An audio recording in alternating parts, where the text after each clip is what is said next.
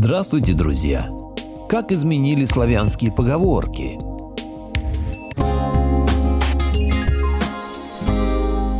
Благодарю всех, кто подписался на мой канал и смотрит мои видео. Ссылка на статью в описании. Воду в ступе толочь, вилами по воде писать, бить баклуши. Знаете, какая основная обязанность славянского священнослужителя была?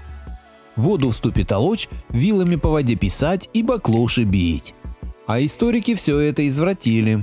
Итак, дорогие мои друзья, вы уже наверняка не раз слышали эту поговорку или отдельно каждую из трех, в тех или иных вариациях. Исконно же она появилась во времена крещения Руси христианской церковью и иронично использовалась для выставления в несуразном свете славянских волхвов и копишников. Причем сама поговорка была просто взята со слов истинных староверов и самих волхвов. Но, к сожалению, понять истинное значение этой поговорки они до конца не смогли и интерпретировали это никак иначе, как проявление бесполезной работы и бесцельного времяпровождения.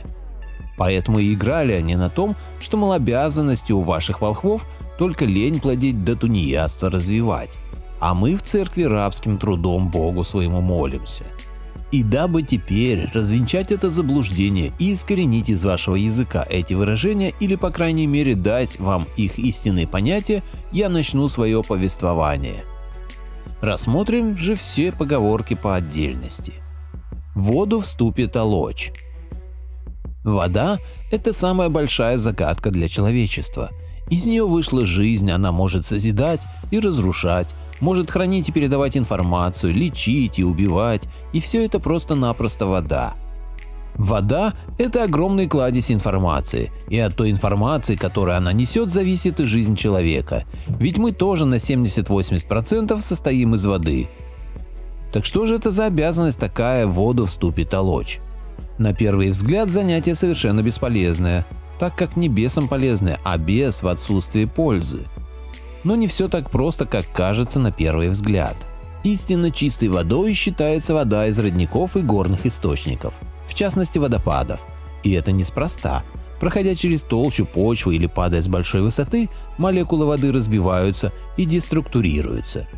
Их энергоинформационный фон обнуляется и очищается. И затем на такую воду уже воздействует сама природа, оставляя отпечаток истинно чистой и новой энергии. Энергии созидания. Обязанностью же волхва было собирать воду из 7 источников, слить ее в ступу и толочь до тех пор, пока информационный фон воды полностью не деструктуризируется и не очистится. Так как вода была собрана из источников с положительной энергией и обладала хорошей программой, то, потеряв структуру, она не теряет общий позитивный фон. И, находясь в обновленном состоянии, она готова принимать программу созидания, поступающую извне. Отсюда и вытекает вторая задача волхва – вилами по воде писать. Вилами назван здесь триглав – 3 растопыренных пальца или ритуальная палочка, вырезанная из одного из священных деревьев, имеющую форму руны А3 – трехлучевой вилки. Триглавие есть единство 3 ипостасей – сирояви, нави и прави, плюс любое троекратное увеличение чего-либо – это тройная сила. Вот таким трехглавом волхв писал по истолченной в ступе воде, рисуя руны, создающие определенную программу, необходимую той или иной семье, а чаще и всей деревне или городу, для помощи или защиты, лечения или защиты от хвори и так далее. Затем он брал эту запрограммированную воду и разносил по всему поселению, добавляя кружку такой воды в каждую домовую бочку. Зная свойства воды, мы можем понять, что вся бочка в этот момент приобретала свойства того самого вылитого в нее стакана с запрограммированной водой. А из этой бочки глава семейства каждое утро разносил воду по всем домашним запасам. И так получалось, что всем поселениям пили и использовали уже подготовленную для общего дела воду. Вот вам и ленивая обязанность волхва. Третья же обязанность баклуши бить ничуть не менее важна. Когда в поселении рождался ребенок, волхв, принимающий или присутствующий при родах, замечал день и час рождения, чаще вплоть до мельчайшего сига. Затем в ближайшую ночь он находил дерево в цвету. Не цветущее дерево, а дерево в цвету, как у папоротника. который не цветет, но раз в год излучает биолюминесцентное свечение в течение 1 часа. Так и любое дерево в час своей высшей силы светится своим светом. В определенный час его максимальной силы он проводил ритуал разрешения и сохранения и срубал это дерево. На его месте в дальнейшем он сажал 1 или несколько новых деревьев. Далее он заготавливал специальные чурбаки и в определенное время с использованием древнего ритуала начинал бить их на небольшие баклуши разного размера. То есть он создавал заготовки для игрушек, инструментов, ручек для оружия, оберегов, талисманов, посохов и прочего, с чем ребенок за всю свою жизнь будет соприкасаться.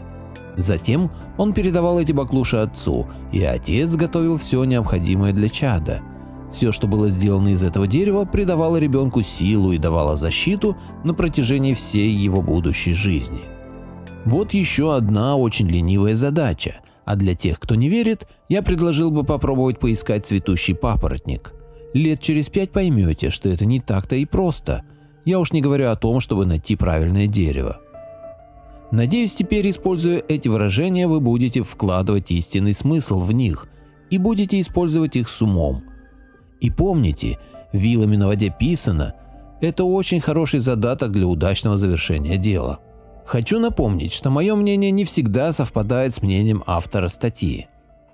Поделитесь моим видео в соцсетях с родными, друзьями и знакомыми. Люди имеют право знать все точки зрения. Всем спасибо за внимание, буду рад вас видеть на своем канале снова.